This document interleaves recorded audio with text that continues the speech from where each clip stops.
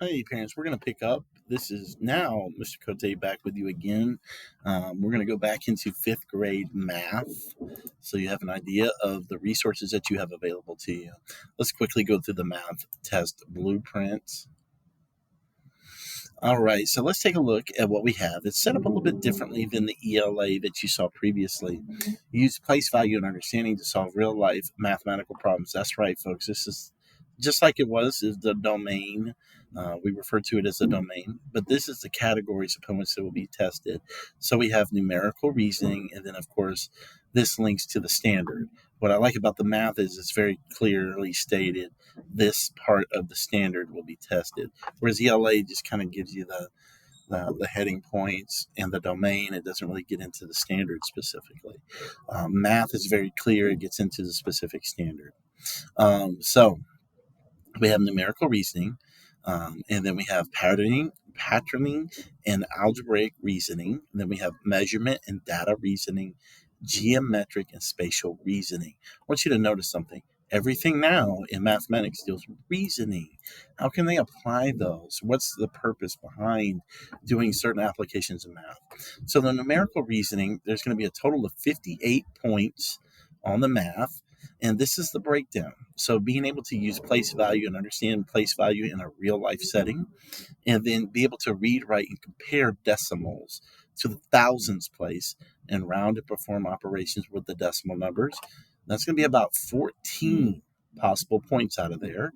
And then fractions, more specifically in fifth grade, dealing with fractions. Solve relevant fractions, mathematical problems using part whole strategies and visual models. It's going to be about 14 points. And then the last two standards, multiply and divide digits by whole numbers, and then write and interpret, evaluate numerical expressions. Those are going to be about 10 points. Patterning and reasoning, solve relevant problems by creating and analyzing numerical patterns is going to be about 6 points. Measurement and data is going to be about 7 points. Okay. And then geometric, that's understanding your polygons, your rectangles, your rectangle prisms, classify polygons, their properties, discover the volume of a right angle. That's going to be about 7 points for a total of 58. Once again, we have our DOKs. What's different, I hope that you're noticing between the ELA and the math, is that math stays in the level 1 and level 2 range. There is going to be no level 4, so it's not going to be over the top writing or anything along those lines. They will need and they will have about 5% of the test as a level 3, but mostly going to stay in this range of level 1 and level 2. And then, of course, it gives you the item breakdown of selected response, your multiple choice, basically.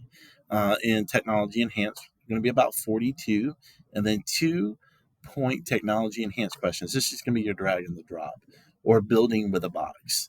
And then, of course, just like where ELA had 6 field test items, math only has 5. And that kind of leads to a total of 58 total points after it's all said and done. All right, mathematical practices. What I love is they've also added mathematical practices, and this really should, as how students engage with the mathematics content in their grade level. It specifically talks about their grade level, the fifth grade level. How does the habits of the students' minds and their capacity to become mathematical thinkers? And these are additional parts of practice, not so much. I wouldn't characterize them as learning targets or standards, but what they should be doing and what their minds should be thinking as they're working on particular standards. All right, so let's get into it because I wanted to show you something really special about the math system. Let's go back to our parent resource guide. We're going to click fifth grade again. And what I love they've done is they've taken all of this and they've put it online, the Georgia Online Experience. And if you go to this page, you're going to hit test practice. Once again, let's go back. I want you to understand this is the flyer put out by the state. You have access to this through their state website. This is the purpose of the guides, the online study guides. And then it gives you the link. It's in this purple box or this hot pink box right here. I want you to click that link. You're going to go over to the right hand side where it says test practice. You're going to click on online tools. You're going to see study guide for students and parents. And you're going to select mathematics. Then you go down to 5th grade study guide. Love that this is digital. Love that you have access to this without it having to be a PDF. Why? Because it's more interactive. The first thing it's doing is this screen right here is what your students are going to see the day that they're testing. And they also take the study guide and they drop it into it and they make it look like the assessment. So what we're doing is we're going right over here. You begin here, and we investigating volume of solid figures, examine properties of polygons. It gives you the standard. And then it also gives you the key terms on the left-hand side. Okay? So it gives you the key terms on the left-hand side. And then in addition, it gives you the standard. And it kind of gives you a reasoning behind the standard and what the expectations of the standard are. So the rectangular prism shown, and the questions are going to be on the right. What is very cool is that each one of these questions, if you go up the top left-hand side where it says question 1, you're going to do the little quiz here, and then it's going to tell you whether you're right or not. So the rectangular prism shown is packed with unit cubes. 1 unit cube right here. What is the maximum number of unit cubes that will fit inside the rectangular prism? So what do the students need to know here? They need to know what the formula is for unit cubes and how to work that formula. This is something that Mrs. Sweat has been working on with them and how to formulate the formula. And so you'll select your answer. We're just going to pick 48 as an example. And then we're going to hit the next arrow button.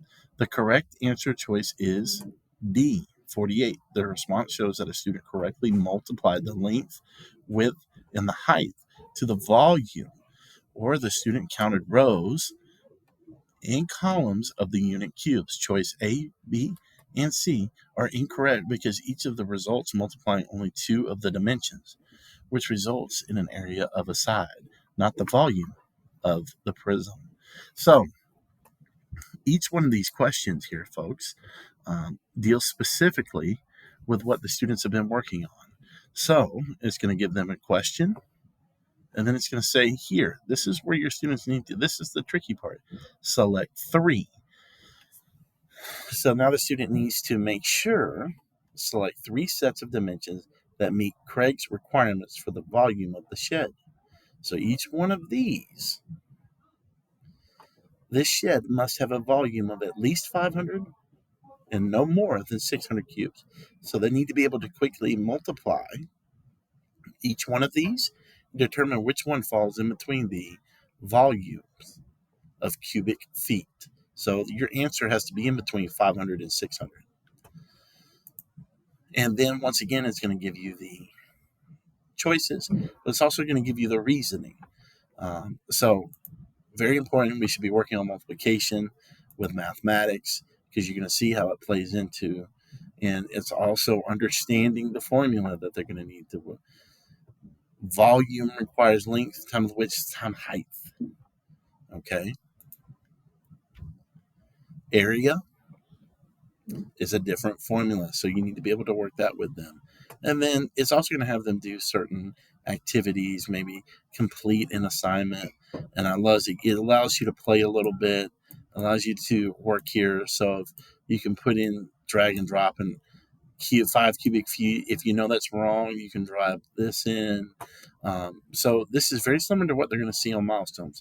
And on the left-hand side, it continues to teach, continues to go over the standard that they've gone over in class. Now, what they've gone in class should be very similar, but it's going to be different than what's here.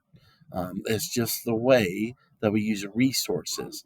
And as each category in each unit, you can go to specific units. So if your student's really good in one unit, if you go back up here, the questions, you can pick on another unit, making sense of multiplication. And once again, over on the left-hand side, you see all the workings of multiplication and what the standard as multiplication requires.